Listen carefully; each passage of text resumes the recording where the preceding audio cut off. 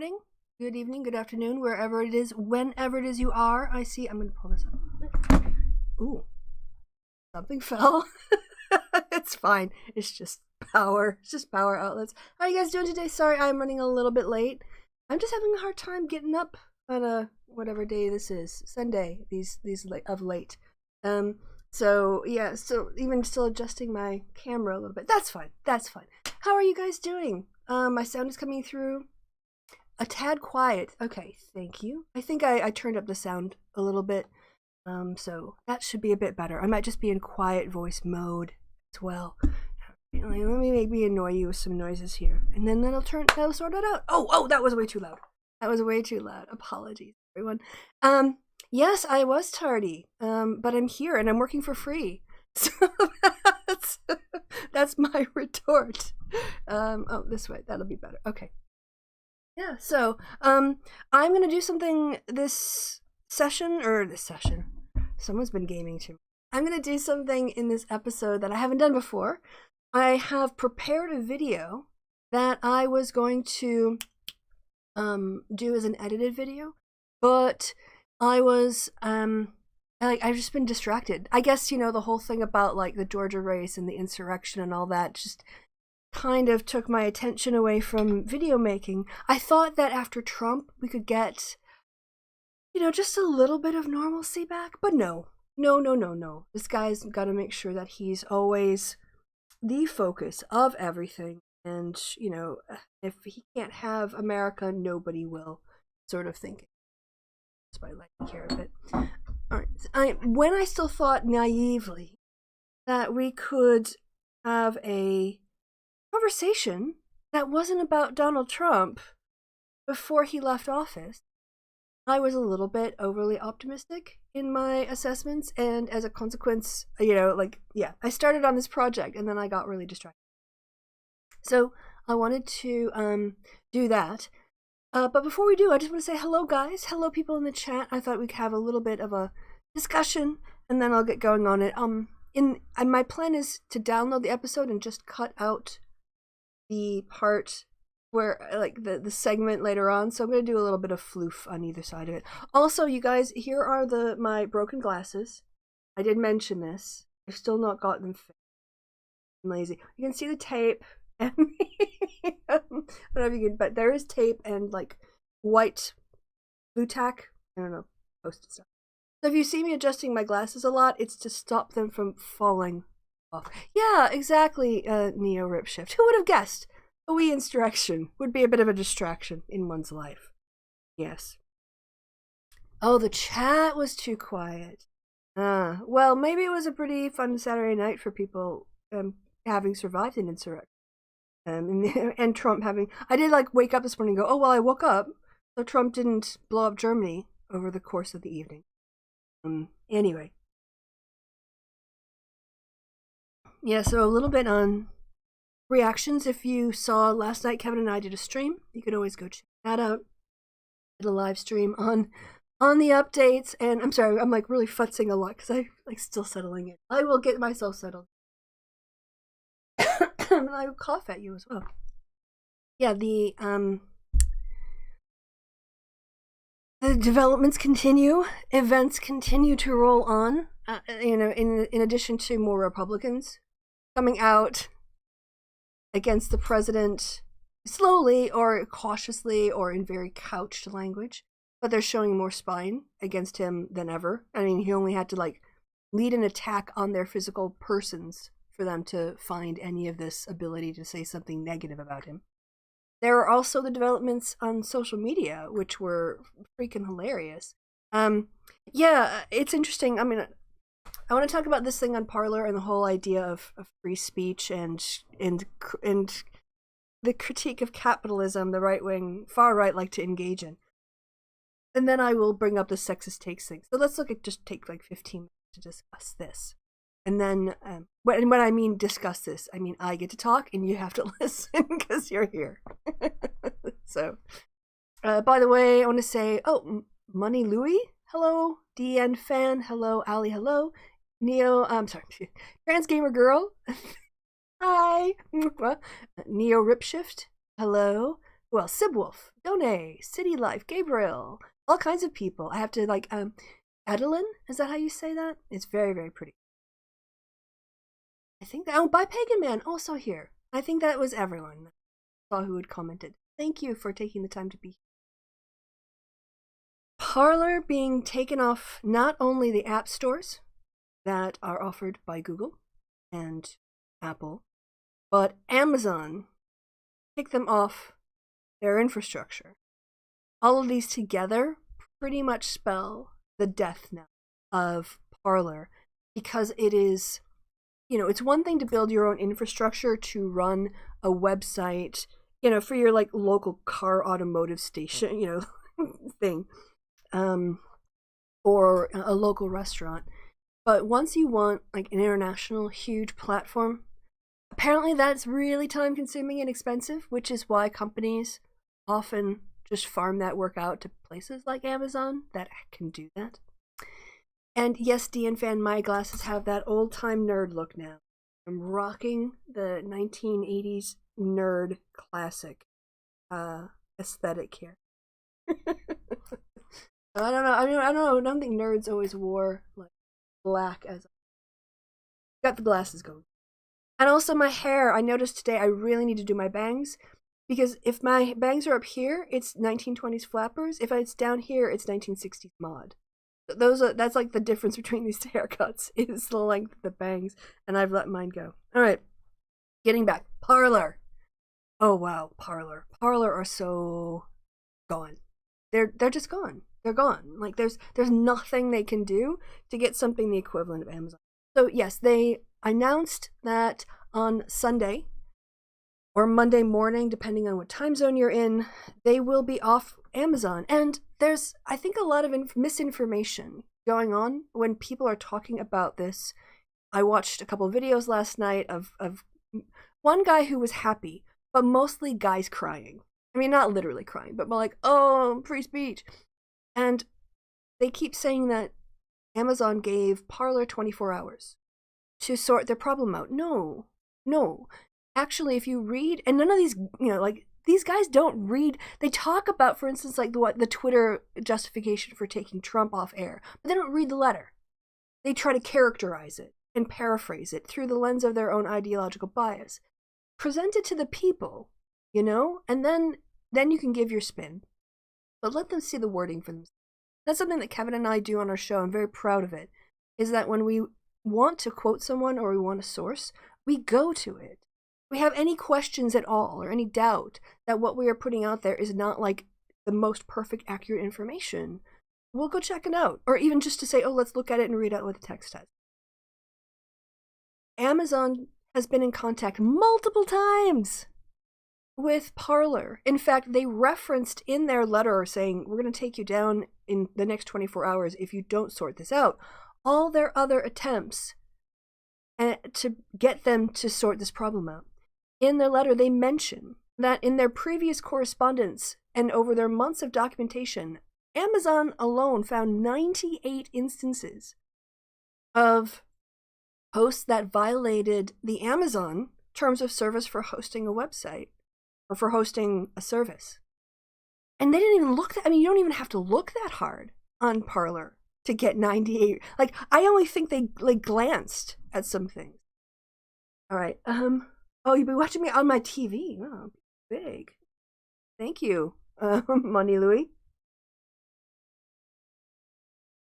This is not a last-minute thing. This is not a surprise to Parler. What Parler has been doing is just not solving the problem. They were warned multiple times by Amazon. You need to sort this out. You have people calling for the execution of the Vice President of the United States on your site. And not some like random bot that's potentially, comes out of Russia. Lynn Wood, with many followers, is calling for the vice president to be put before a firing squad, and they don't do anything to take it down. So no, don't feel bad for Parler. Parler is not being victimized here by Amazon with some sort of last-minute request. This has been an ongoing request from Amazon about their content for a while. And it's coming to a head now because of the insurrection. So, and the same thing with, we looked at the Twitter statement on the happy hour. Twitter is very clear in their statement. They link Trump's last 2 tweets to comments people are using on and off their site, interpreting the president's words as incitements to attack the inauguration. But watching the spin, and this is the thing I want to come to, watching the spin of these guys. Wrong direction. I'm gonna go this way. All right, and now I'm more centered. I'm a little bit overexposed on this, but I lost one of my things that I used to close my window, so I can't get my full shade here. But the crying and the whining and the misrepresentation. Right, so there's a lot of like Sargon did a video. I think Jetta Portdal, who's not in the chat right now, but often watches the show, did a review, and Kevin clipped part of it too. Sargon just out there trying to claim what I guess the funniest thing to me is when these guys, and they're like, well, at least with the videos, I know that there are right-wing women out there, so hashtag not only women, but mostly it's the guys that I see going online complaining about this stuff, although one person was happy about what had happened in the videos.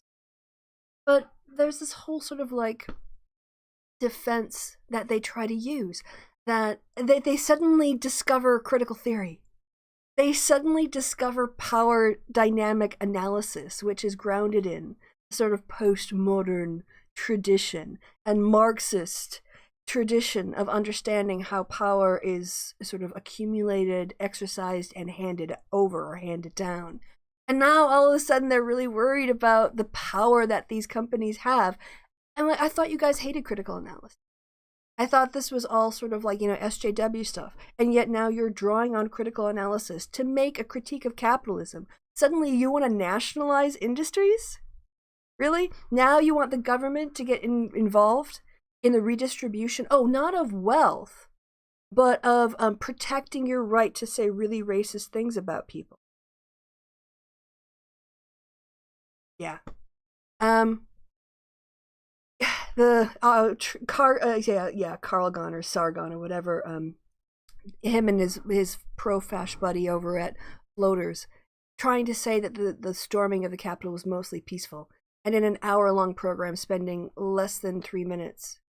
Actually, between the two of them. Like, Sargon spent about a minute discussing the police officer who was murdered by the mob by being bludgeoned to death.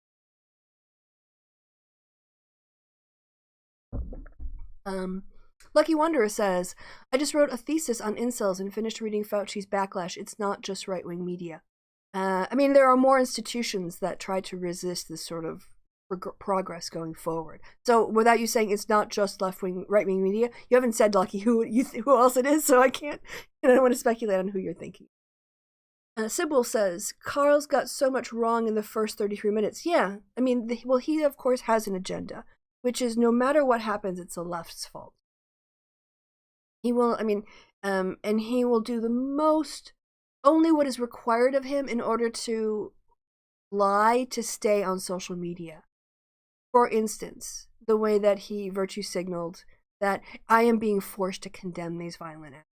And of course we have to condemn it. That is basically winking to, that could be read as a wink to actually endorsing violence. Oh, I have to say this against my will. Well, if it's against your will, it means you hold a different opinion.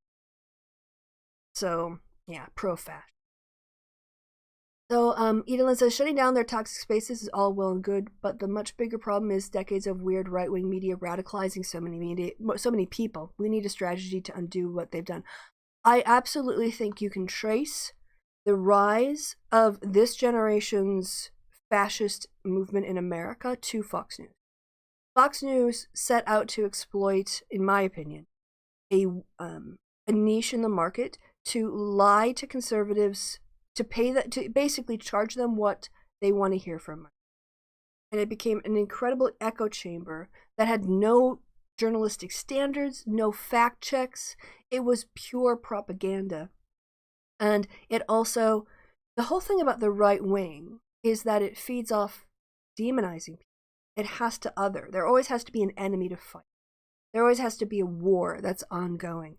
And as a consequence, they very much dehumanize people on the left. And this is not a new thing. They've been doing it forever. I mean, you go back to the 1950s and through the 60s and the 70s and 80s. Like, it's the same hymnal. It's the same playbook. The difference now is that before, in those days, you had the sort of like mainstream media and you had conservative, like far-right cults, but they were more localized. With Fox News, that propaganda began to have like a national center. And Rush Limbaugh, too, with his radio station, provided that kind of echo chamber. The thing is that, and I think that Rupert Murdoch tried to basically like ride that bucking bronco to billions of dollars. And he didn't just do it in the States. And he has a right-wing agenda. And he wants a populace that is credulous and fearful and wants to consume, and wants to go back to the media to fight because they're scared, right? And buy his crappy newspapers. And yeah, that helps his bottom line, not only in terms of the customers, but keeping a pro-corporate government in power where he can, and then ride that line. The thing is, though, the bucking bronco got away from him. They became, it's the spiral of purity in fascism, right? You always have to be with whatever this moving purist position is. And if you start to distance yourself, then you become an outsider. Fox News is becoming an outsider to many of the people who they developed this paranoia in. And they are now, people can move away from Fox News. They can go to extreme propagandist websites like Newsmax, like OAN. And Fox News, because they're on the air and they actually can be held accountable, they can't go as far to the right as those groups. So now they've lost it. Like, Fox News is the enemy to some people in this movement. And you're right. I mean, the problem that we face, which is the Popper's paradox of tolerance we talked about in the show. How do you ensure free press while also cracking down on media that is propagandist in nature? And maybe in your gut you think, well, it's not that hard. But when you actually try to parse it out into a legal standard that could be fairly applied, and ultimately that's the problem. It's how do you create standards that are fairly applied when these propagandists are very much based on, their individual niche market or case or something. We can't count on big tech to protect us from insurrectionists. We can't count on YouTube to moderate this content, or Twitter, or Facebook, or Instagram. They won't. They don't have a financial incentive. We're not working within the same value structure. Facebook values freedom insofar as it allows them to make money, but they don't, they don't value it as a good in and of itself. And so they move when they have to, but by then it might already be too late. What if the people who had the zip ties had managed to breach it and grab the speaker, or just even 2 or 3 members of Congress, and, held them hostage?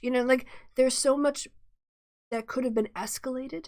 As bad as the insurrection was, their incompetence, happily, their complete incompetence, protected members of Congress. But Lindsey Graham was correct. They could have brought in anything. They breached the security. It's not like they were all walking through the metal detectors, and if they were just ignoring it. Dude brought a spear. A 6-foot spear into the U.S. Capitol and was walking around with it. Got arrested, happily. Should have. Good. Go to jail. Bye. But you can't count on corporate media to protect our democracy. But then, how do you prosecute? The thing about any laws about, not printing false information and fact-checking is that they're going to be able to find ways of making legal arguments to get around the worst interpretation. I mean, they'll probably have an entire army of attorneys that are helping advise them on how far to go to make sure that whatever law we make to stop propagandists, they're staying on the other side of. So I'm not saying that it's impossible. I'm just saying that this is it's not an easy discussion, balancing the First Amendment against people using the cover of the press to advance a fascist agenda. We've not seen it before in this way. There were individuals who have led these movements, but those people were covered by the media. Now those movements are the media. And they like hiding their racism and their authoritarianism and their pro-fascism and their sexism and their trans and homophobia behind the armor of press. And I think it's a big I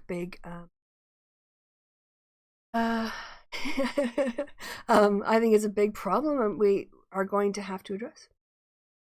Also on the chat, I haven't shown you guys yourself on the chat yet. I will get to that screen eventually. But yeah, let me go ahead and I can do. That's me. Okay. I think that's the screen. Yes, it is. I just I've got my OBS running. You guys don't really care where I put my OBS. I just have that running. I have to move this mirror before. Boop. I can move that over. Okie dokie. So, looking at what people have to say in the chat. Let's see. I'm really upset about the mainstream media regurgitating right-wing narrative on the Masterpiece Cake Shop case. Is that the I don't know if you're talking just like more generally about the hypocrisy of private companies being able to discriminate against people because of who they love, which is ridiculous and should. Neo Rip says Kevin's picture of all those people calling calling Fox communist was incredible to behold. Yeah, there is that. I posted it on Twitter. The quote by some famous French dude whose name I'm forgetting at the moment, who said, "Like Saturn, the revolution eats its own children," and this is absolutely true. Like Fox News gave birth to the current iteration of pro-fascist activism that we see in America now, and it's formulated through the Tea Party. I mean, it's had a long maturation process. It's been decades in the making. But now that they have like this fully fledged, fully developed pro-fascist audience movement in America, Fox News is no longer radical enough for them. And they're going to devour, like that revolution is going to devour, Fox News. And then something else isn't going to be right-wing enough. They're going to, take that down as well. So, yeah, Fox News, they're losing market share. I'm not going to cry. Bye. Let's see. The more the Rubes think Limbaugh is the only one telling the truth, while I never heard DOF. I never heard about the white genocide before. The longer they listen, the more ads for sleep number beds. Yeah, and don't forget buy gold coins and probably some sort of garlic-based like digestive pills. Hi, awkward pasta. Your keyboard is still a problem. I'm sorry. All right. I need an independent panel to review content adhering to the spirit of whatever legislation you passed. The thing is, I mean, I know in principle, Edelyn, the idea of an independent panel to review the content and adhering to the spirit of whatever legislation was passed. But the reality, I mean, the aspiration of it is noble. The problem is the enactment. We have the FEC. We have the Federal Elections Commission that is supposed to deal with things like, elections, violations and stuff.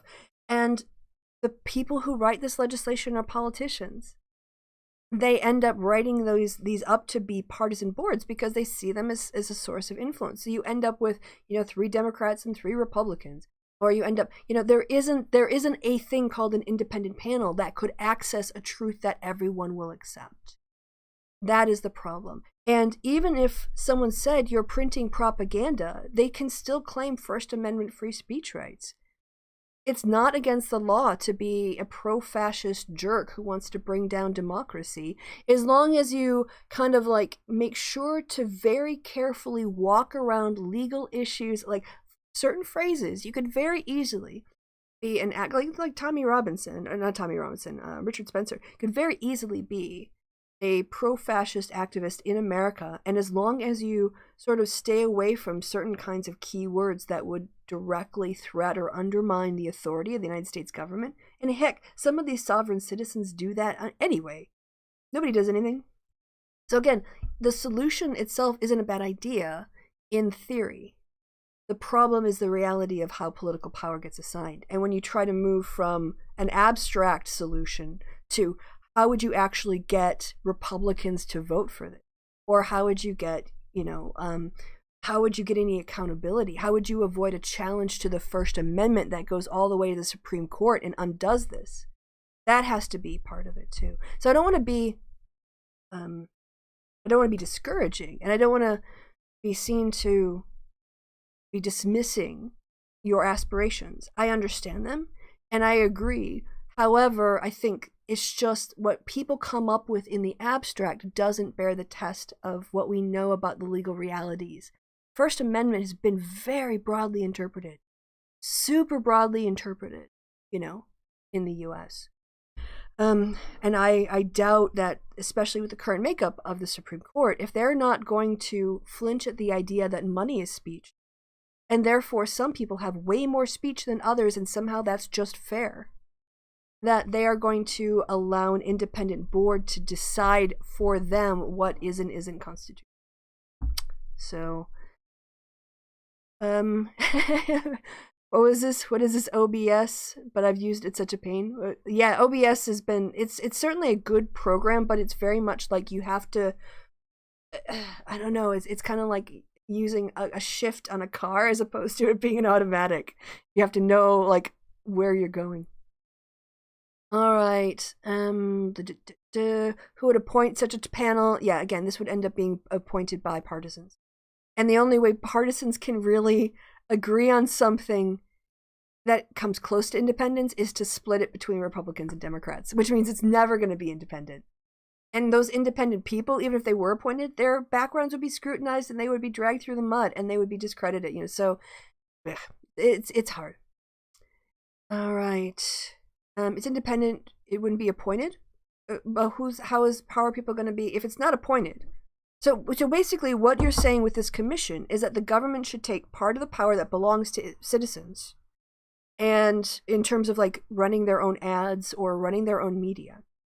And of course, I don't think OAN adhere to any kind of journalistic standards on the FEC level. They're kind of underneath that radar of regulation. And who's gonna appoint them? It can't be judges. You can't hand those power over to judges or anything like that. Because then which judges and why? So it has to be a legislative act that would do that. Then who gets to decide? So look at the supposedly independent panels that develop voting jurisdictions. Yeah, I think there's. I have to look more into that. That too, again, sounds great on the theory level, and I do think that it's an improvement. I personally would like to see independent commissions that develop congressional lines, but led in some way by like a computer analysis where, making sure that the districts represent how people voted. If your vote, I can see where if your state is 60% Republican and 40% Democrat, then your seats should look like the way that the popular vote went, as opposed to 60% Republican, 40% Democrats, and Democrats get like only 20% of it. But I haven't actually done follow-up analysis on those commissions to see how much better they do in terms of representation. All right, so let's see. Found Step Back History's channel, been watching his vids on the white power movement, how it united the various factions, and racist groups under the guise of anti-communism. Yeah, they do the same thing now with free speech. Protecting free speech is their new shield to ally themselves with other right-wing groups. And how they've been gearing up war for like 50 years. Look, the South said it's going to be rising again for like a century and a half. These people always want a revolution. So, I mean, yes, I don't want to dismiss your point. They've definitely been gearing up for war for the last 50 years. But I think it was also like right after the Civil War ended, these people were gearing up.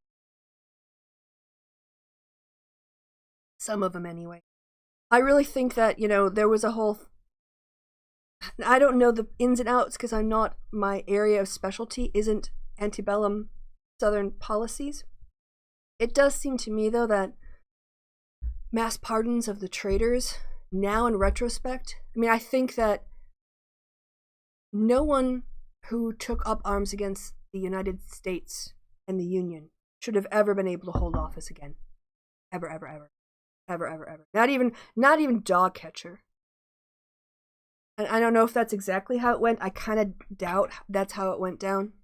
But it seems to me if you don't want to repeat or set yourself up for the same failures, you don't let the people who try to kill you be the ones who make policies about your country. Alright, is that enough about that? Have we had enough? I just realized that I'm kind of out of sync. Move me over. Boop. Boop. Do a boop. Alright, let's have a little discussion about sexism, shall we? That sounds like fun, right? No, I can't get my video open. Let's see. What do we got going on here? YouTube. Yeah, that's what I want. All right, let's open up YouTube. Oh, it opened it up on the other. You know, if I had a late night last night. I was gaming, and we had a very, very fun, silly session. So silly. Like, laughing and all this kind of stuff. And I was really hyped up. I was reading news about the election. Sorry, not the election, Parler, because the Parler thing happened while I was off air before. Oh, this is not. I wanted to go into my my studio. Upload video, go live. I want. I think over here. My studio! That's what I want. I am really slow.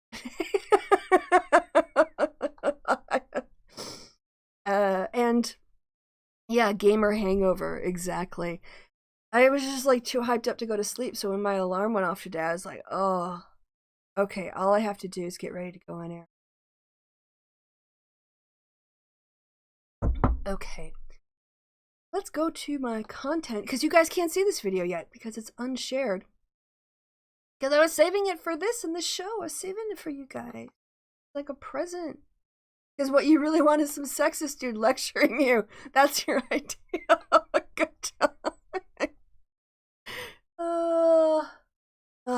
I think after this I'm going to have to make this into a regular video. This is not going as professionally as I'd hoped. But hey, let's have a look at this. Alright, so the first thing I have to do is make sure the sound is in the right area. And then I have to turn the sound on for you guys. You can tell me in the chat whether or not you can hear. Alright, so this dude has a channel. It's called Order of Man. And he has a lot of bad ideas about how power and roles. So how power should be enacted in society, who should have power and on what basis. And also, he has a very questionable justification for the way that different roles could be assigned in relationships. And so I'm going to just have a little look. I made some kind of cool things on this. I was kind of, oh, that's too big. Oh, you can hear the music and stuff. I made this like weeks ago, and then just every day the idea of getting in front of the camera is like, oh, I don't want to do it today. And I do my live show, and I'd be like, oh, I'm too tired to do more recording today. And so it's just been sitting. So I thought I would take it out for a spin with you guys. See how it goes. Theater mode, mini player, play on TV, full screen. So theater mode. That is the one I'm... Very cool. Going back, let's have a... Oh, yeah. I guess I should start over. I'm like, rewind. This is my new segment, Sexist Takes, or Debunking Sexist, where I look at some opinions on the internet that people have. Oftentimes they have logical fallacies, and then we want to just go through them quickly and break them down, explaining or identifying what the problem is and how a poor assumption can lead to a poor conclusion. Okay.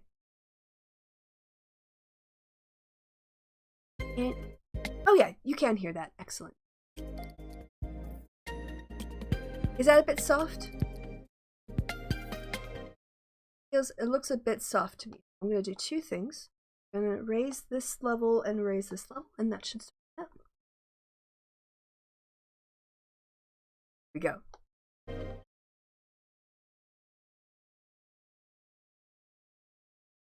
So yeah, this is the channel, Order of Man, and the video that he is making is masculinity, gender, and sex are not social constructs.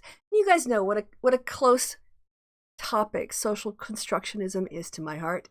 You know that I am sort of like one of the, I don't want to say the defenders of social constructionism. I guess in some ways I'm defending it because it's being attacked, but I'm more like just like the social constructionist explainer, because a lot of people want to misrepresent it, or they want to cherry pick what they think are very extreme examples of it and characterize that as the mainstream and really ignore the important role that social constructionism plays in the social science. Now, so there's kind of like, in my experience, there are two types of attacks against social constructs. There are the people who don't actually understand what a social construct is. And it is a subtle concept. It is one that isn't readily apparent if you don't think sort of deeply about the nature of reality. Or the other problem is people who don't understand what a social construct is talk when they know nothing. They run their mouths. And then other people think the wrong people are right. And then the wrongness and the error and the ignorance actually magnifies and spreads. And so they end up arguing against a straw man. They end up saying that something is what it isn't, and then, you know, they're trying to knock it. So there's the more, you say, man on the street, woman on the street, person on the street view of it. And then there are people who should know better because they claim to be academics, or not academics. They claim to be, you know, more well-read on this. I'm looking at you, Gary Edwards. And instead, again, they just engage in a very inauthentic critique. I think King Crocoduck would also fall into that category. People who have the capacity to read and understand but choose not to because they have an agenda. And therefore, you know, like acknowledging something like the validity of social constructionism will then lend validity to the idea that intersectionality is a completely valid way of empirically describing what we find in our world socially. You know? Did that make sense? I used a lot of fancy words. Hopefully. But yeah, absolutely this guy will use biological essentialism. Absolutely. All right, so this is his video. Masculinity, gender, and sex are not social constructs. They're going to see like black screen for a few seconds because that's where I was planning on like doing a professional video instead. This is what you guys get. I'm joking. I don't know, I'm not at all joking.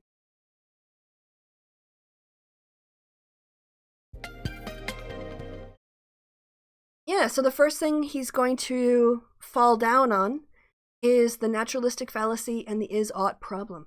So let's have a look.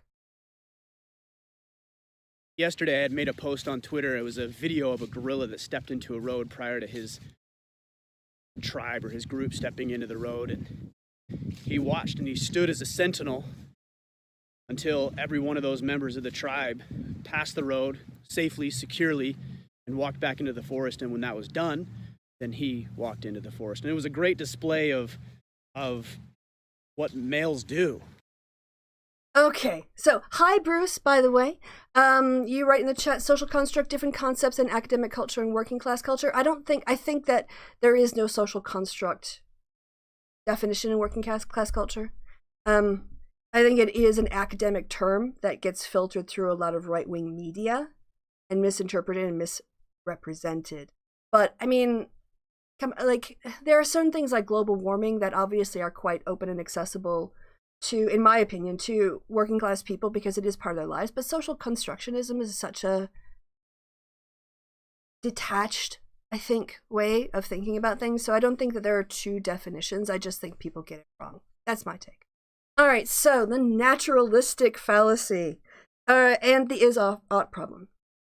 The naturalistic fallacy, for those of you, is the idea that because something happens in nature, it is therefore good and natural. So because something happens in nature, it is therefore natural, and therefore it is good. That's actually such a bad way of reasoning about these things, and I will explain why. First, I wanted to get to not him. I wanted to kind of like get back to, yes, just remind myself what I'm talking about. There's part one of the problem of the naturalistic fallacy. One, as I said, is that just because something happens in nature doesn't mean that it's good. A lot of bad things happen in nature. And the one that I guess I want to talk about that isn't so sensitive in terms of the terms of service is, if you look at, because we could talk about a lot of violence. I'm going to talk about violence done in nature. So. With a pride of lionesses and their cubs, there are instances where males that are not the father of those cubs will find the pride, kill the cubs, and then the lionesses will go into heat. Right? That happens in nature. That's not a good thing. We don't want to normalize this stuff. But it is often the case, especially with patriarchal proponents, that they will look at nature and they will cherry pick instances that reinforce the kind of behaviors they want human society to be structured alongside. So here, this idea that if you look at a gorilla, and he's doing a lot of interpretation of what is going through this gorilla's mind, right? That somehow, because the gorilla does it, that shows an essence of our being, about how power is naturally organized. So, one, you can't get your morality from nature. Humans cannot get their morality from nature because everything exists in nature and none of it is morally distinguishable. So that's a problem one.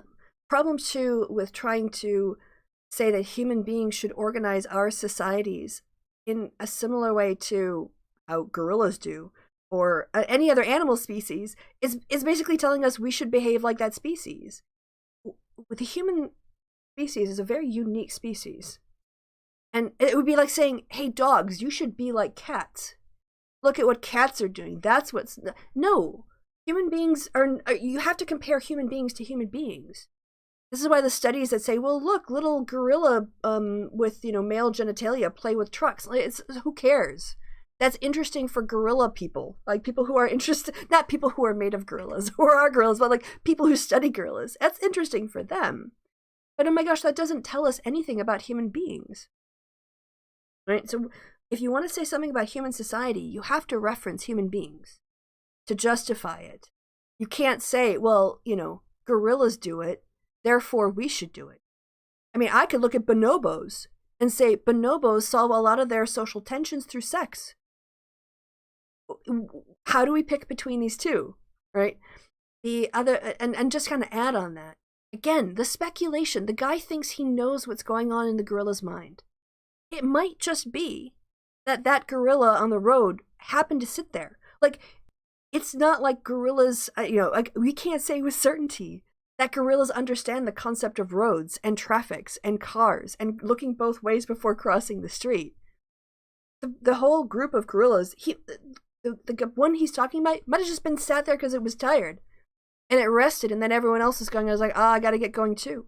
We have no idea what it was in its mind, but what he wants to do is project onto the gorilla motivations and emotions that he wants human beings, especially men and women, to abide by. Well, that's not evidence.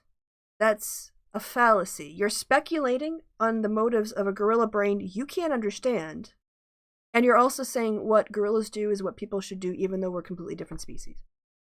So that is the naturalistic, I think, fallacy part of it. The is-ought part of it is grounded in the naturalistic fallacy, but it's a completely separate topic. So you guys might know David Hume, very famous Scottish philosopher, a very important thinker for philosophy in the West, 18th century. he also a famous sort of atheist, or at least agnostic for his, but that's beside the point in this topic. He in his writings pointed out what he saw this problem in terms of how people talked about things to justify their conclusion, which is, again, kind of like going back to nature. Because something is found in nature, therefore it is moral. And even though, like, for let's say, mammals in nature breastfeed their babies, therefore human women should breastfeed their babies because that is natural.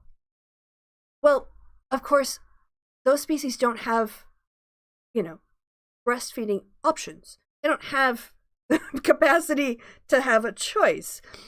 So that's one, but that's not actually what Hume was saying. Hume was saying, look, you're doing a description. You're describing something you see in the world. And then the next thing you do is you make a moral claim. You make what we would say like a normative statement, what ought to be. But you don't actually do the work of explaining how you're connecting description to morality. You're not saying how you get from is to ought. You just go from is to ought and you think that it's self-evidence. But what is the connection there? And this, too, is something that patriarchal proponents will do a lot. Things are, males in nature, now this isn't universal, but if the males in nature tend to be physically larger than the females, then they will exert violence and power and authority in order to establish, and even not that in every situation. Right? And there are some species where the female is bigger, and we see that power dynamic here. But even describing all of those things, that doesn't tell us anything about how humans ought to behave based on morality. So saying that because a gorilla sat in the road for a while, men need to be protectors of women and that their roles aren't socially constructed is just not a good start. It's really, really, really not a good place. All right, let's skip ahead. We already heard the first part of his argument, so we will go ahead to the next one. All right. Ooh. Oh, yeah. Now, I know that we're not gorillas. I understand that. A lot of people seem to think that that's what I thought. Again, why would you bring up the gorillas if you weren't using it to justify how humans should structure your society? I could bring up the fact that bees have a matriarchal structure with a queen. And, look at what is natural in terms of women having power exclusively with, but I don't. So he's trying to have it both ways. I do have tape on my glasses. For those of you who are late to the show, not late to the show, but had a long morning. Yeah, this is my nerdy look. I literally have a packing tape and, I don't know, it's called blue tack in the UK, and I can't remember what it's called in the wall tack or something. So yeah, I've got a total nerd look going on here. Another reason I can't make this video, because I'll be my nerdy look on here. All right, anyway. But people are ridiculous. Yeah, I make a comparison, then people actually think I'm making a comparison. People are ridiculous. Anyway. The reason I posted that is because we need to understand that gender, sex, and masculinity, femininity, are not social constructs. You understand that he just said, look, gorillas do this. People are saying I'm saying we're gorillas. I'm not. But what I am saying is that there are things in nature that exist and that they aren't social constructs like the gorilla thing. So you are saying it. All right, thank you, Yella. They're not actually matriarchal. All right, so there are mammal species, like I think some hyenas have female-led packs. So those do exist. I think also there are some species of monkeys that I looked up when I was looking up this that have a more female-led power structure.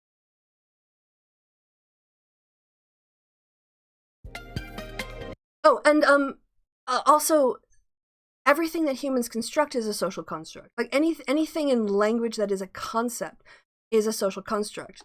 There is no maleness that exists independent of human beings thinking about that category and assigning arbitrarily, even if it's based on a consistent observation, it's still an arbitrary, we're doing pattern recognition, but we're saying this pattern counts and that pattern doesn't count, right? So that means humans are constructing the meaning of the definition of the word. Everything, language, so everything being socially constructed, again, doesn't mean things don't exist. I always think of social construction as the layer on through which we filter our material reality.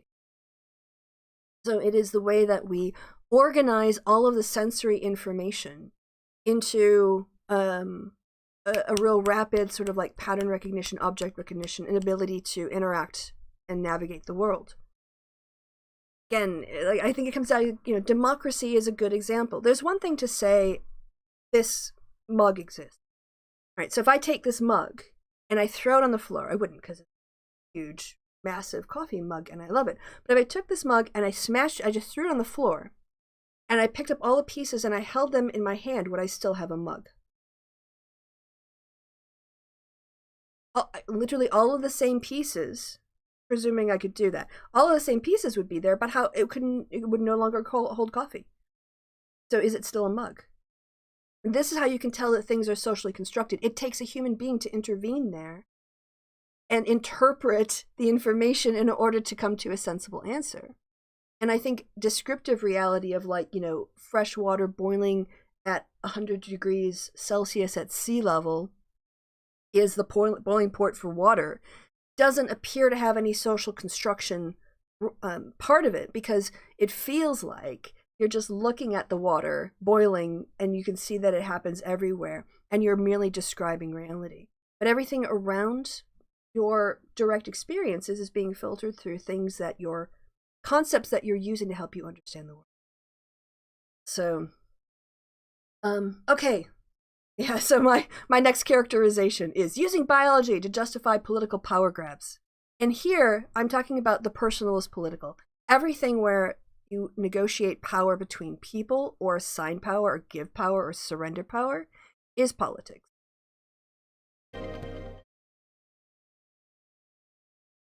Now, I will say they're supported societally. When we as men step up as the protectors, the providers, and the presiders. I know he likes his P's. Protectors, providers, and presiders. Let's just, I know you're thinking, oh, PPP. Let's break this down. Protectors. What is this saying? It's assuming that anyone who is not in his version of, male is weak. It is taking on to a group arbitrarily. It's not like he's saying protectors if you can bench, 300 pounds.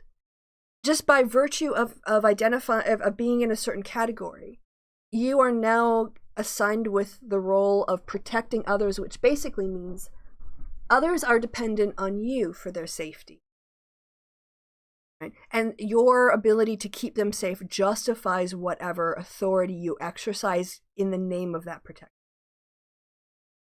Protection is the first BS concept in this. Providers. Next one, providers. This is upholds the idea that the cis, which I guess it could be trans. I don't want to be exclusive in that way. So men, right?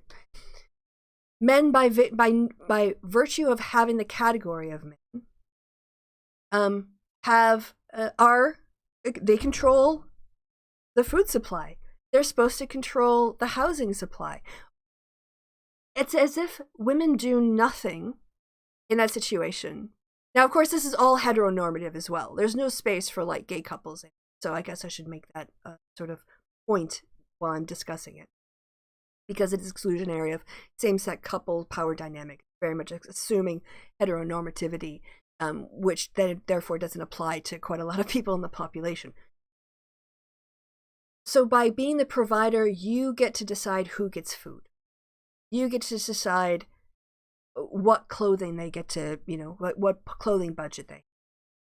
As if women do nothing. And when we look at primitive societies, we know that the gathering part of the food collection, the berries, the root vegetables, the herbs, all of that was far more stable a food source than going out. And I know that when we think about hunter-gatherer societies, the emphasis is on the hunters. Oh, look at the men out there with their spears. Oh, they're being so dangerous. They bring back one thing. Meanwhile, the women are working every single day, and they're breastfeeding their kids and raising them. You know, and it's not even clear that there was that kind of division. Men could have been gathering as well. And women could have been hunting, you know, as long as they weren't pregnant or breastfeeding. That's not impossible. But by appropriating this idea of provider, first, I have all the power over your personal safety. Next, they're saying men have the ability to decide who gets what. Control of the food, control of the money, control of the housing, control of the clothing, all of that. You have that responsibility. You have that power. And you haven't earned it. You haven't justified it other than the fact that they're men. And the last one, so provider, protector, and presider. Presider. Talk about an arbitrary assignment of power. What he's talking about presiding is a completely unjustified hierarchy in which the man gets to decide things because I'm the man. I'm sorry, what? What happened to meritocracy? What happened to rising according to your ability and your, willingness to do work? Women could be more capable in this scenario, and yet they'll still be not allowed to preside by virtue of their biological constitution. It's cis women, but trans women too. Anyone who identifies as a woman, I think, in this, it makes no sense. It sounds nice to say provider, protector, provider, presider, but what you're really doing is you're saying that I want to give people who have not earned it in any way arbitrary and unreviewable power over other people's lives. Women hunted throughout history as well. Yeah. Okay, so there is evidence that women hunted. Yeah, I mean, why would there be this binary in terms of who does the work in food gathering? If you're healthy and you can, identify which berries and mushrooms are edible, go out in the forest. You can throw something and help people organize get some protein in. Do that. So this idea that somehow it's natural for men to exercise power over women in human society, where it really comes from, in my opinion, is it's backed up in violence. And that is the least, modern, humanist, equality, democratic notion whatsoever. I have power because I can beat the crap out of you. That is what started off that is where patriarchy started from. And it's by virtue of the arbitrariness that in humans, the males are slightly bigger, as we've seen, or not as we've seen, but if you go look it up, you'll see that in species where the females are physically larger, they dominate. And those things do exist. So are we basically saying, or what he's basically saying is we can never rise above cave person status? Regardless of the modern society we live in, we have to live our morals have to stay the sort of Bronze Age primitive notions backed up in violence. And this is why religion is so keen to get people to submit voluntarily. They want women to buy into this idea that they are weak and that they have no power and that they are property and that their chastity belongs to their father. And as long as you can convince the slave population that there is nobility in being a slave and that they are doing virtuous work by submitting to unjustified authority, power exercises on who and their bodies and their minds, then you don't have revolts. Then the ruling class can just think that they are naturally meant to be rulers. And that's what you get now. All right. Nazis weren't true Nazis and criticized Nazis relentlessly. Rory Katz is going off about stuff. I don't have time. I'm going to try to get through this video. That's my goal today. Cultures, up until relatively recently, and we'll talk about that in a minute, have generally supported that idea. Why? Cultures have not supported that idea.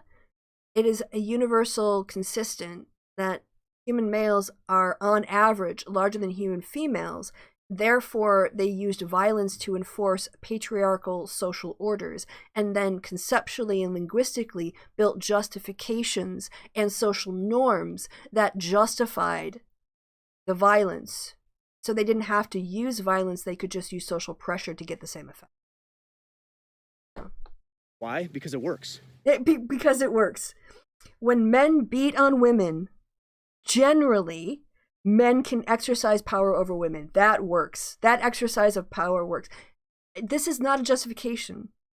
How societies were organized when we lived in caves and huts and when we were nomadic and on the move or whatever else is irrelevant to modern society. You can't look back at the 5th century and say, oh, in that case, and who did it work for? It worked that men ruled things really I'm sorry, like, I know hashtag not all men, but can we really look back in history and go, yeah, the guys did a great job. You know, so much peace, so much equality. It worked. It worked for who? It worked for the people who had wanted to exercise power, who saw other people as their property. Right? So who did it work for? Not women. Men are biologically hardwired and designed to protect, provide, and preside. Right. Now remember this because he's going to contradict himself very shortly. He's saying men are hardwired to protect, provide, and preside. I have to say, I don't see any empirical evidence for that. That is not a statement of fact. That's wishful thinking. He wants there to be a biological basis. But what he's not doing is taking that step back and realizing that biological basis isn't actually anything in nature. It has to do with violence. People can force others to serve them, but that doesn't make it biologically hardwired. That's a human choice, right? We can choose to organize our societies however we want, however our physicalities go, right? We can have equality of peoples. We can have women as presiders. That's going to freak him out. But there's nothing in our biology that says how we should organize our social relations. Nothing. And we keep our tribe safe, secure. We provide meaningful substance and living. And but do you? Do you really? Do you? What we found is that there are more women. There's an increasing number of households where the woman is the bigger earner. There is the other thing too, like, it is obvious when a wife submits or doesn't submit, and that is basically when her husband says she does or doesn't do it. But if a wife says he's not being a provider, this is a very, oh, well, you know, he's trying, or you want to spend too much money on shoes. All of the submission metrics that they want to impose on women are clear, but all of the aspirations, like, where are all these men providers that are just like, oh yeah, I'm going to give all my money away? The idea that men are competent presiders. Look at Donald Trump. Does being a man make him competent? No. And protectors. Who attacks women? Who is responsible for most of the violence against women? Who is responsible for the vast majority of, assaults on the persons of women? It's men. So this idea that women are protected by men from what? Other men? We need men to protect us from other men? How does that make you protectors? That's just a racket. That's just, what do you call that? Like, an extortion racket. It's a way to control women. Oh, don't go outside because these bad men will get you. Well, I thought you were a protector. Well, I can't protect you from everyone. So, again, this guy has such terrible, terrible, terrible reasoning. A way of life. And so societies, both men and women, have generally accepted that. No, men and women have not generally accepted that. Here is and this is the other thing too. People are like, oh, back in the day it worked. Really? Let's talk about how it worked. There were a whole bunch of social forces at work to stop women from being independent. First of all, they weren't legally people. At least in the United States, women didn't have citizenship in their own person, not attached to their father or their husband, until sometime in the 1800s. It might have been the 1900s even. So one, they weren't legally persons. Two, they had no right to own their own property, to earn their own money. They had no right in the case of divorce to custody of their children. Right? So when you set up an entire social order that forces women to be financially dependent on men because they have no legal autonomy or authority, that doesn't mean it's working. It means women don't have choices. Women don't have choices to be in. And there was another point that I was going to make. So there's the legal part, there's the financial part, and also, the most important part in some ways, reproduction. Women now can control the timing and number of their pregnancies. This is a huge transformation of society. It is. It absolutely is. Now, women have always tried to control their reproduction on some level. I read about a particular herb that was used to bring about a termination of a pregnancy in ancient Rome. And it was so popular that they actually farmed it out of existence, and the island that it was grown in. Women have gone to many lengths to try to control the timing and number of their pregnancies throughout history. The difference is, in the 20th century, we obtained the medical knowledge to do it. All right? The reason why women have fewer options is, when you have no control over your biology, you are a bit of a slave to circumstances. You don't know when you're going to get pregnant. And when you get pregnant, you don't know how how is it going to go? Maternal mortality rates were much higher.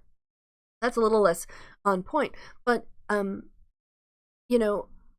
yes, women were disadvantaged by not being able to control their pregnancies in the past. And that gave men a justification for, instead of changing society to make it more friendly toward pregnant people, to just justify women's weaknesses and exploit it. Ancient contraceptions were wild. Well, pregnant people or people who get pregnant were very desperate to, for it not happen randomly. I think about women who got pregnant 17 times in their lifetime. All you do is imagine that. I mean, I can't. I can't imagine giving birth to 17 or 16 kids or 12 kids. I can't even fathom that. So, all right. So, Elias. I mean, he's deluded. He's repeating things without thinking about them, and he's relying on logical fallacies. So it's all, most patriarchal thinking, it's not very deep.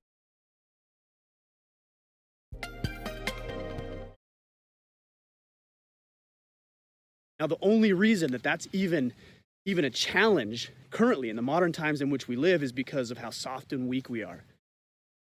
When you don't beat on women to keep power over them, you're soft and weak? Is this really their best argument here? We don't have to be able to throw spears anymore. We don't live in a society where people are raiding the borders and taking over towns. We don't have Viking invasions. We don't have the Romans charging in. Societies no longer operate on the basis of might makes right. We've kind of tried to evolve from physical brute strength and domination to organizing our society in a way where all human beings can flourish, because that allows people with naturally inclined or really have a personal passion or interest or find something fascinating to live in a society where they are free enough to pursue that passion.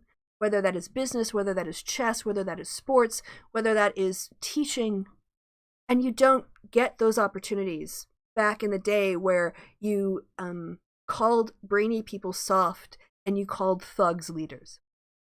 Sexy Vikings always invading. Yes. Actually, you guys, I've been going for an hour, I realized. And I need to take a break. I didn't want to, I'm going to have to make a proper video for this guy, isn't it? Because I'm just rambling too much. I need to do a recorded video, but I'm trying this out on you. I'm doing a test run of my arguments out on you guys. Give me 5 minutes. My coffee is cold. It's cold and sad. Okay. And I want to stretch my legs because I've been sat with my legs crossed for over an hour now. So let's come back, and I hope the next part will go faster. I promise. Maybe. So yeah, give me 5 minutes, you guys.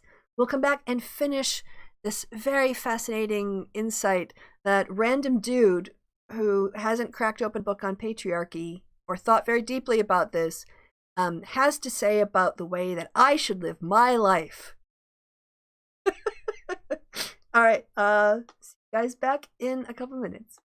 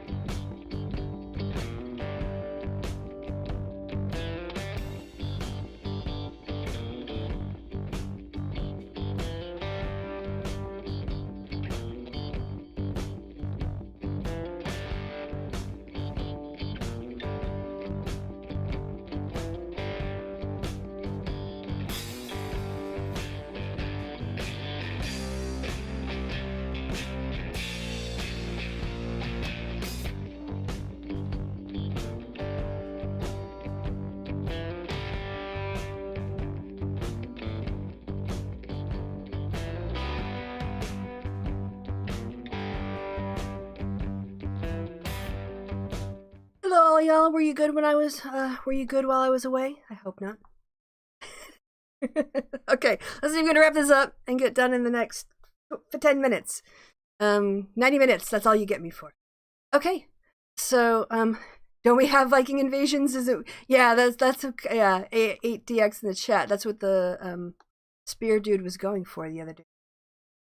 Alright, so let's, take up, the scene was weird. It showed left-handed illustrator wearing her watch in the left hand. Oh, that's because, Rory Cat, I had to, the video is actually flipped in the other direction, but, I didn't like the aesthetic of the space of where it was, so I just inverted the image.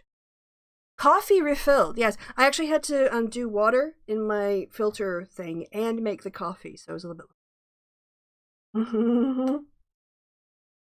Okay, let us get on with this analysis? No, I think just takes. There's no analysis here. This is just dude with an opinion, but very poorly formed, as I'm pointing.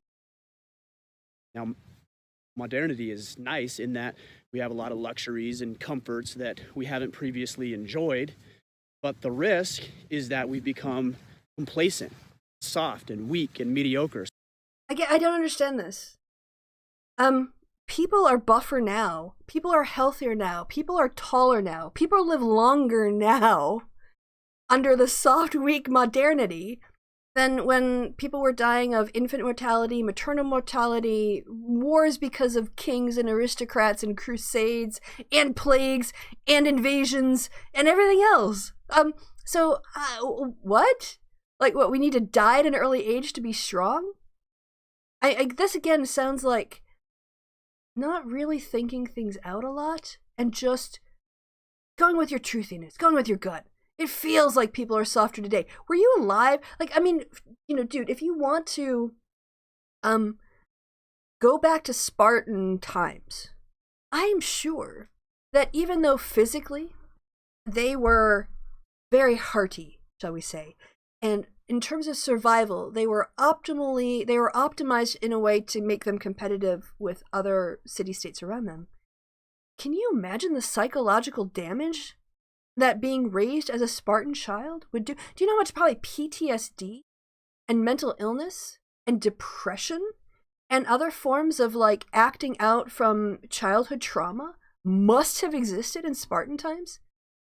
I don't understand why I mean, I guess I do. There is an enormous focus on physical strength in patriarchy in order to back up the violence against other men, women, and children, and non-conformist people, non-binary people, and no regard for like mental health, because the mental sphere is the feminine sphere. Women deal with emotions, right? So by pathologizing emotional health as weakness and emphasizing physical dominance, it's basically showing the roots of patriarchal power is grounded in male violence. That's it. There's no biology. There's no like gene. There's no brain stuff. It's a social organization of power based on violence. That's patriarchy. Oh yeah, so there's a person. Yeah, I flipped this image because I wanted it on this side. I didn't want the thing on this side. I'm really impressed you noticed that, Roy. A complete misunderstanding of social constructs. Are you surprised? Are you surprised that Dude Beard doesn't actually understand what a social construct is? So much so that we allow the vocal minority to undermine what it means to be a man, to tell us that masculinity and femininity are somehow social constructs and they're just made up some weird place in some magical fairyland where everybody and everything is the same. Except like literally nobody's saying that. Again, equality doesn't mean sameness. Two people, an artist and an athlete, have the same value as human beings, even if they don't have the same talents.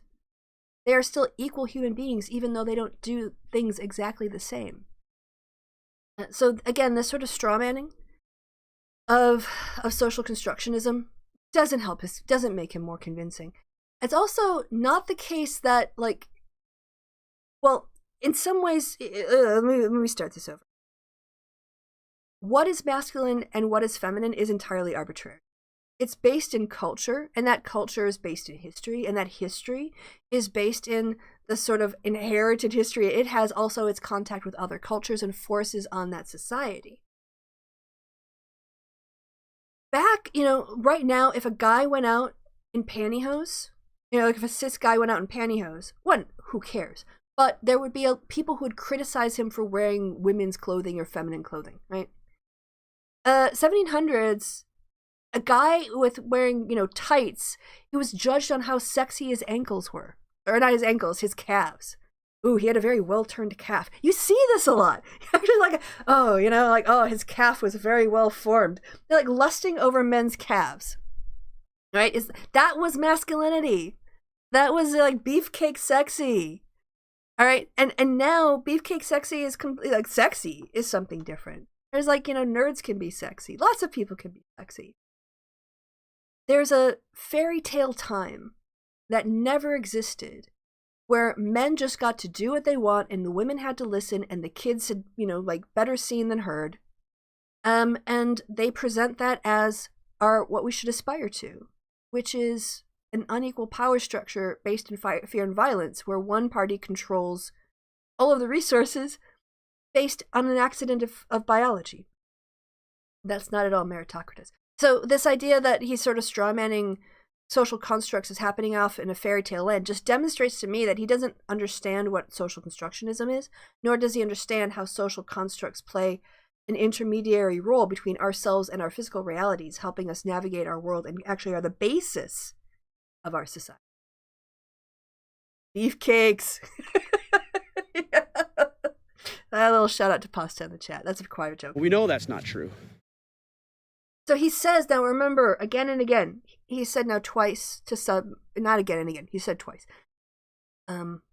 Things are like in biology, and he's also saying that they're hardwired, and that men are hardwired to be manly, and when women are womanly, whatever that means to him. He thinks that somehow these are physically hardwired. Now he's going to contradict himself, as we'll see shortly. Yep. And if we don't embrace the idea that they're not social constructs, they're biologically hardwired for good reason, they work, right? We as men are built a certain way. Women are built a certain way to produce effective outcomes for ourselves and our communities and, of course, the people we care about. Okay, so that was hardwired. Just because you happen to be a masculine woman, for example, doesn't mean you're a man. Oh, wait. How can you even be a masculine woman? Or a feminine man, as he's going. I'll let him finish, and then I'll tear it apart. And just because you happen to be potentially a feminine man doesn't make you a woman. It just means that you're more feminine or more masculine based on your biological makeup. Okay, so much conceptual confusion going on here. So much conceptual confusion. This is why I just think, it's all about the feels and not about the reasoning here. All right, so he's saying that masculinity and femininity are hardwired. That is just like this given reality. And yet he acknowledges that there are men who might either, like, in some ways be considered more feminine and women who might be considered more masculine. How is that possible? If we are hardwired, if we don't have if woman is hardwired for womanness, how can you have womanness and masculinity?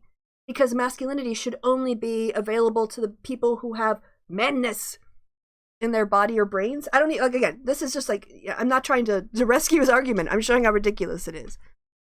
So you can't have both, let's call it, you want to say it's objective realness, sort of like external realness, something like a concept like masculinity is biologically determined, and then say that they're feminine men.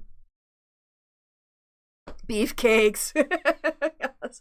Beefcakes is a reference to the D&D game I played with my mates last night, which is a very fun time. Which is on my other channel. And if you want to get in, you have to go about 2 hours into it. You get some really silly things going. Yep. This is a self-contradictory point. And no one is saying masculine women or women who have let's say, well, again, even the idea of masculinity and being masculine norms is a social construct. So my PhD thesis extracted characteristics, well, they used characteristics associated with the ideal man and the ideal woman, and then turned them into a sort of a scale, a series, an instrument, a survey instrument where you can rate yourself. Like, are you very kind to others? Do you feel very connected to others? Do you feel very competitive with others? Or do you feel not at all competitive? Are you a very independent person or not at all independent? And when you take out these socially constructed attributes of what is the ideal man and the ideal woman, and you strip them from their sex located norms, and you just ask people these questions, what you find is that women and men, and I didn't have a category for measuring binary people, unfortunately, because I did this study back in 2005 and I wasn't quite as aware of the issues. Also, I was working with a company that I don't think, YouGov at the time, I don't think they had a non-binary option. That's not an excuse for me, but it's just sort of like, that was a framework. Your biological identification does not determine the values you hold. If you identify as man and you hold values that are socially associated with, you're more likely to vote for a left-wing party, according to my. If you're a woman who holds values that are more associated with what's considered masculine, you're going to be more right-wing in your political opinions and votings. But those norms and values don't belong only to people who identify with having a male body. So there's so much wrong here. There's so much sexism that just underpins. Yeah, Sean.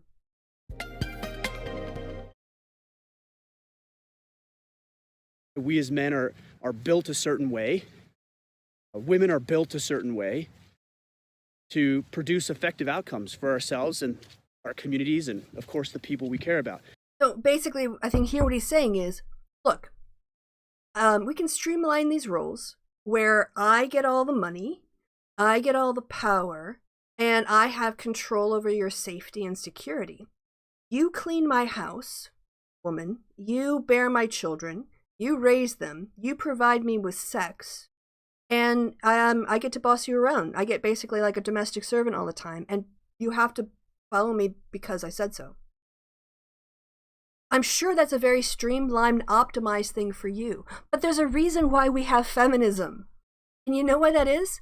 That system isn't acceptable to a lot of the people in the other half of the population. And to be fair, there are a lot of men who think it's crap as well.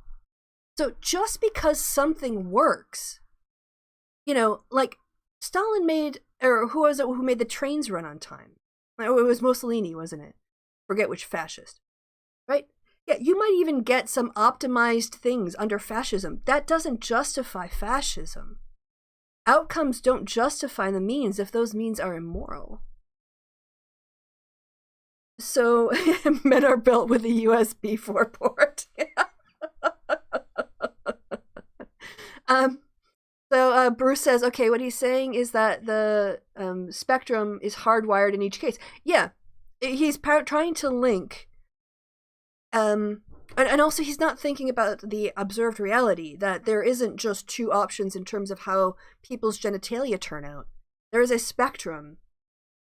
And that even your biology doesn't determine exactly, won't be a perfect predictor of how your brain is organized, because there's variation in it, right? So yes, there is an attempt to wrestle away who owns these concepts of masculinity and femininity, and instead of thinking, hey, we are in a society where we get to decide this for ourselves, they want to go back to that sort of like, well, look, women get pregnant, so men should run things. We look back at the good old days of the Crusades. Look back at the good old days of Roman rule, where we had mass genocide and war all the time. That was working. No. If we can't embrace that, then we open ourselves up to all sorts of vulnerabilities and risks and threats, and we'll put ourselves in a very bad situation. if you don't accept my arbitrary exercise of power and authority over every aspect of your lives, society is going to go into some dangerous places. The societies that prosper the most are the ones that have the freest, like the least restrictive gender norms, the least state-imposed normative prescriptions, or prescriptions for men and women and those roles, and having more tolerance. It just empirically, if it were the case that breaking down inherited sexist power structures was dangerous for society, then those societies would not survive, and yet those societies are flourishing. And don't even look at the US. The US isn't even a great example. There are better examples in Europe of gender equality and how that really improves the society. So, yeah, you're basically saying if you take away my power, bad things are going to happen. But there's no basis in fact for this. And we'll expose ourselves to those who would capitalize on that, take advantage of that. Who are those people? Again, there's this like the segment is called baseless scaremongering because it is. Who are those people? Personally, here's another point as well. Let me expose the absolute fallacy and lie crap nonsense he's promoting here. If men really were the protectors, right, of women and children, but let's just focus in on women at the moment. If it was the case that men were biologically hardwired to protect women from harm, then why is it that marital rape was not criminalized until in second wave feminism?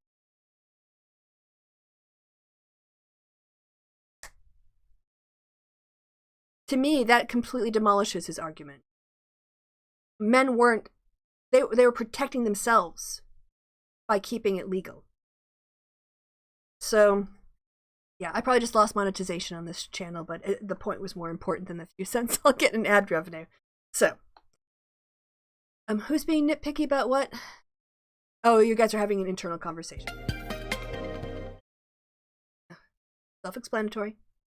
So, somebody earlier today on that same post had asked me, why do you think it's important that we reclaim and restore masculinity? Now, I know this was a disingenuous question. This individual wasn't really interested in my answer. They just wanted to argue, but it's still a good question nonetheless. And the reason is because we need to be strong. Societies operate best. They function best when there's physically strong, mentally sharp, morally virtuous men leading at the helm. You mean like the slaveholders who organized all power, political, economic, social, religious, to be held within a white supremacist group of middle-class, bourgeois, educated elites at the expense of everybody else in America?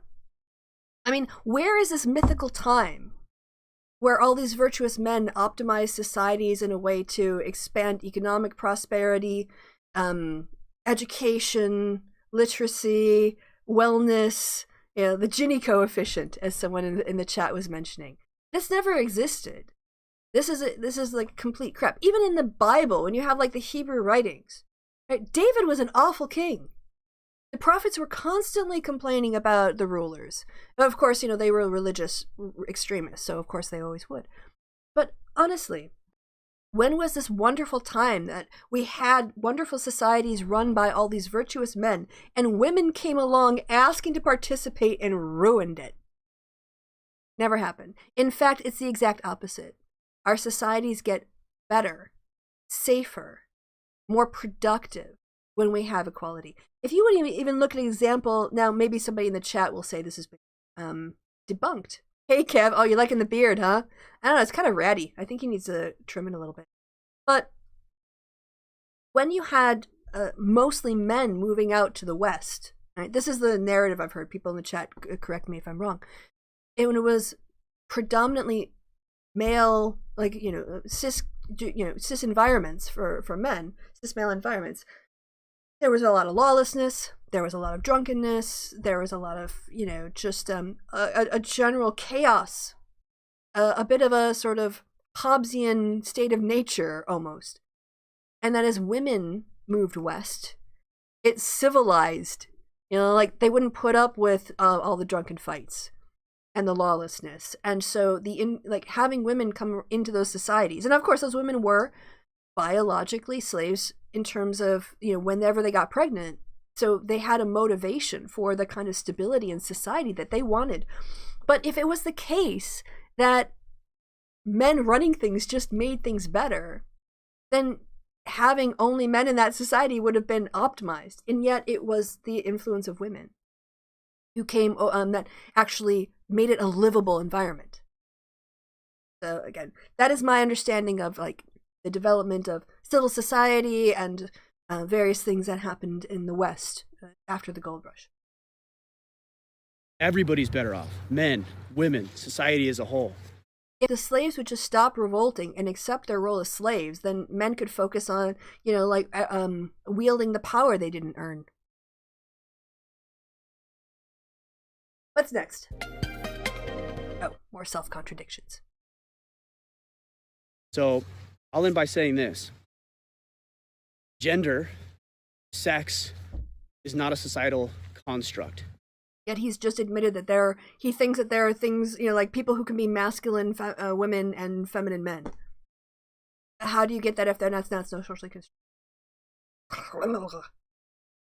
People will say, well, you know, gender's this and sex is this. Look, I think gender is the way that these individuals choose to define it as some made-up term to feel comfortable about their varying degrees of masculinity and femininity. But so it's an appeal to motive fallacy, right? And also, like, you know, dude, I don't want to be... Okay, I'm going to be an elitist here. I don't actually think you've read enough on the concept of gender and biology to be able to judge with any sort of expertise or credibility the various definitions and their uses and applications in disciplines and fields of things like medicine, like psychology, and so forth. So it's basically you're going from your feelings. You're not being rational. You're not being the Ubermensch, sir. You're not being the optimal male you want your entire audience to, you know, you say you want them to be. You're just having the feels. Yeah, gender is made up. He's nearly there. Yeah. You know what? Just because you happen to be a masculine woman, for example, doesn't mean you're a man. And just because you happen to be potentially a feminine man doesn't make you a woman. But it's hardwired. It just means hardwired. that you're more feminine or more masculine based on your biological makeup. But it's hardwired. Wait a minute. You're more feminine based on your biological makeup, but your biology isn't a social construct. It is hardwired. Like, do you see how this is just a mess? It is just a mess, this guy's argument. So it's not a societal construct. Yeah, because we're all still about those male calves, those Jude calves. All the ladies are checking out Kev's calves when he goes online. Kev's gonna like be really sexy in the next show. He's gonna kick up a leg and he's gonna pull up his pant leg and show off his hairy calf. Aren't you, Kev? You know, give the ladies a thrill, because you know that metric for masculinity is still relevant. Wearing wigs. I mean, have you seen the completely sexy looks of, you know, like Louis the 14th? I mean, men totally wear those long, flowery, flouncy curls down to their shoulders to show how masculine they are these days, right? It's a biological one. Mm-hmm. It's hardwired into who we are. No. Just no.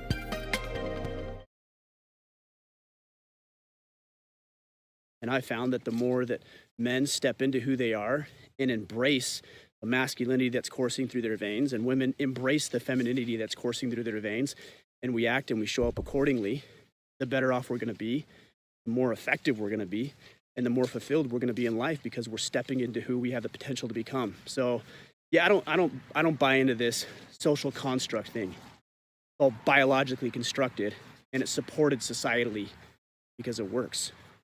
Okay, so what he fails to realize is that providing, protecting, and presiding are nothing to do with biology. They're all based in power.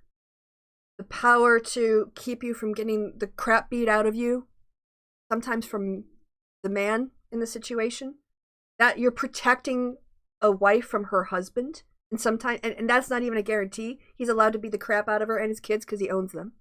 Providing food is basically controlling people's resources and making them dependent on you. And presiding means you get to run everything.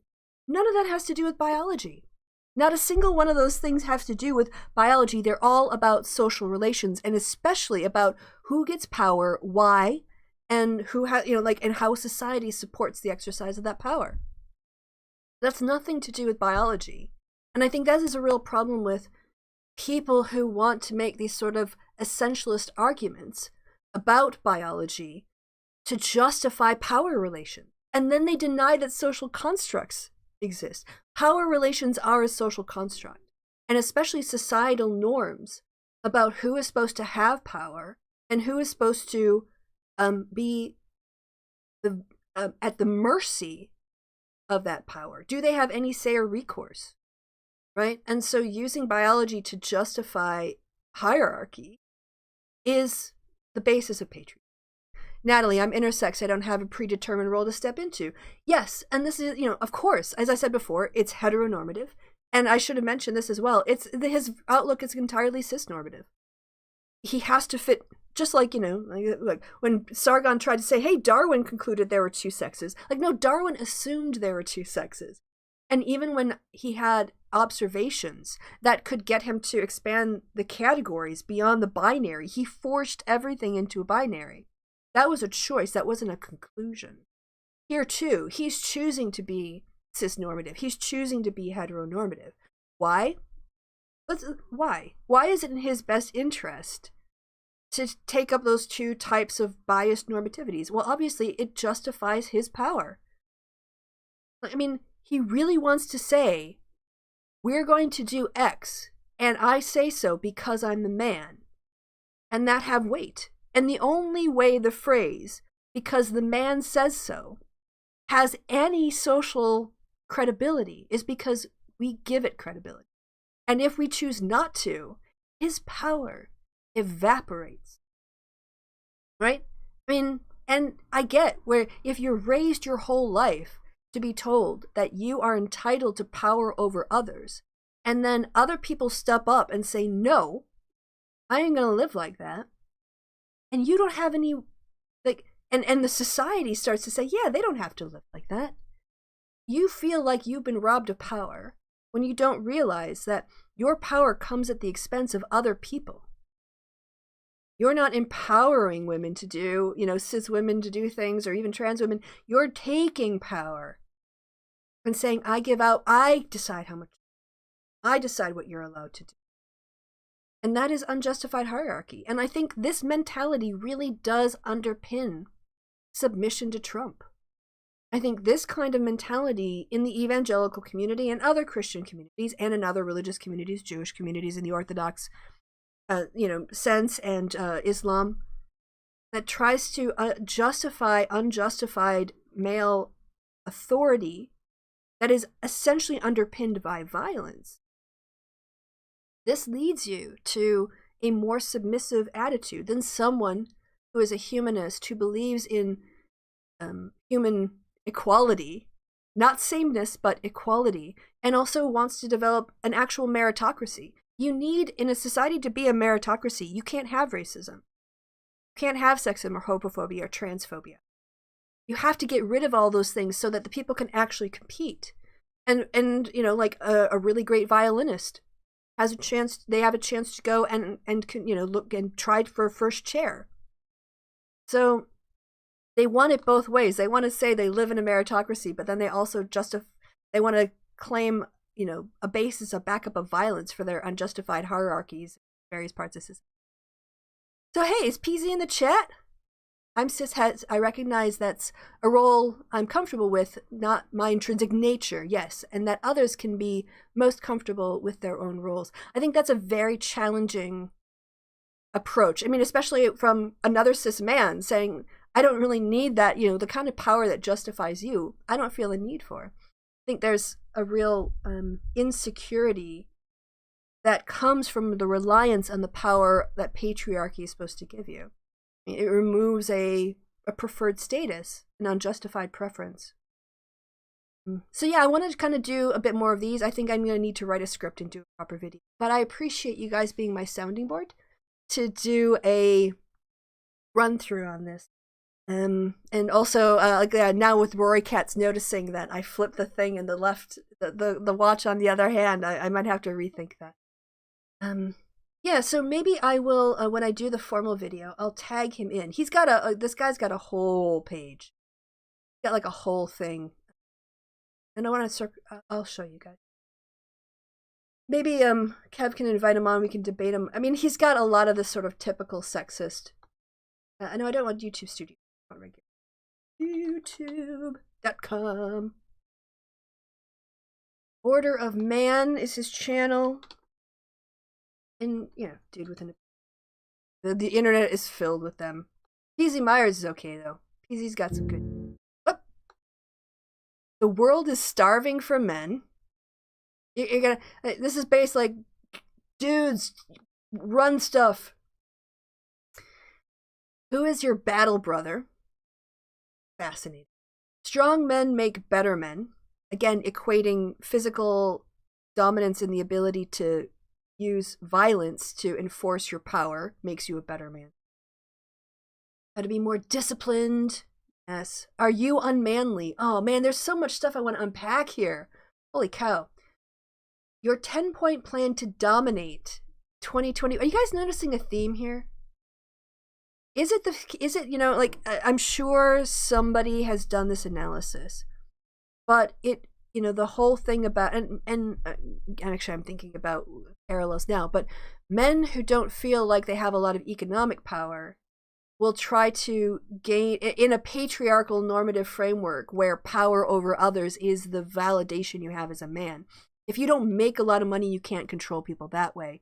Or, you're not like, doing something, you're just like doing your job in a factory, or you're doing your job in a restaurant or whatever else, and you're not really dominating. At least you can dominate your woman and your kids. So you want to dominate. Wah! Theme, insecurity. Yes, exactly.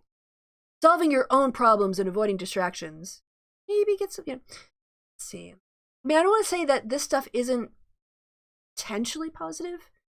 I think that men in modern times who have been raised in a very authoritarian structure. I mean, on the one hand, in the States especially, we're raised with this idea of America being the land of opportunity and equality where anyone can get ahead, which essentially preps you for the idea that you shouldn't be sexist and racist, and that what should count is someone's ability and talent and their work ethic, and their commitments, and all these other kinds of things. But on the other hand, your churches and your temples and mosques are telling you that in order for you to be a good human being, you need unjustified authority over other people, and you have to submit yourself to a hierarchy. So how do these two things, how do you make them go together? The loneliness of leadership, embracing your dark side, when pride helps and hinders learning to ground yourself. Find the pain point. Finding the right mentorship. We'll learn how to submit. Fault versus responsibility. Don't lose your sovereignty. Ooh, yeah. Don't lose your sovereignty. So there's so much stuff in here. I might just have to dedicate an entire series to debunking this guy. And also I looked at his about, and it is pretty dodgy. The order of man is motivated, ambitious men who want to improve themselves in every facet of their lives and become more capable husbands, fathers, business owners, and community leaders. Strategies to help you define your purpose, obtain self-mastery, build relationships, grow as a leader, and master your business. In Australia, Unchained Mel writes, that's called giving people a fair go. Yeah, it's not just the U.S. myth. No, I mean, I only know U.S. culture, but a fair go in Australian culture, yes. I don't want to say it's exclusively the United States. That's just my frame of. So I'm talking, and he's an American too. But thanks for that info. All right, yeah. So I've got another one of these that just a much shorter one, with the prep, the intro and stuff with Jordan Peterson and Camilla, whatever, Paglia. I can't remember her first name. Peterson and Paglia. Coffee gone. That is my signal, folks, to get going with my day. I hope you were entertained by this. I hope you found some of it informative, at least. And yes, I think I'll write up a script and do a proper response that's much more succinct and on point and has fewer comments from the chat. But I think that there is a core there of, what is the word I'm looking for? I don't know. It's like it's a cocktail of tyranny, not only in the public sphere but in the private sphere, and that is, I think, something that is worth unpacking and spending some time. So yes, Camille Paglia. Yes, thank you, PZ. I wanted to say Camilla, but I was thinking Camilla Bowles, and I knew that wasn't right, but I wasn't quite sure how to pronounce. So yes, thank you all. Appreciate your time and attention. I will be back next Sunday. Hopefully, I can focus on maybe the Peterson Paglia video or the Camilla and whatever, not Camilla, Camille and Jordan video, and not insurrection. Hopefully there will be no more attempts at a tyrannical takeover of our elected representatives in the U.S. between now and next week. But with Trump in the White House and Mitch McConnell not willing to do anything on impeachment until the day before Joe Biden is sworn in, Mitch McConnell is forcing us to deal with Donald Trump for the rest. Okay, I will be doing the rest of my one-shot D&D wrap up with my friends over on my D&D channel starting at 7 p.m. my time this evening. That is in 5 hours and change now. Otherwise, Kevin will be doing a show on Monday night. I will be joining him. I am sure that if Kevin doesn't stream again, in the same time slot as my D&D session, that we will be discussing Parler getting booted from Amazon and watching a lot of MAGA cope about, oh my gosh, I can't believe a platform that helped organize an insurrection against the United States and hosted parlays calling for the execution of the vice president was taken down for term of service violation. Oh, the humanity. Oh, my free speeches. So, yeah, come and join us over on Kevin's channel on Monday. Until then, I have been Christy. You guys, as always, have been absolutely awesome. I appreciate even your time and attention, and we'll see each other again really soon. Till next time. Did I say? Yeah, I've been Christy. You've been awesome. It's been a while. Bye.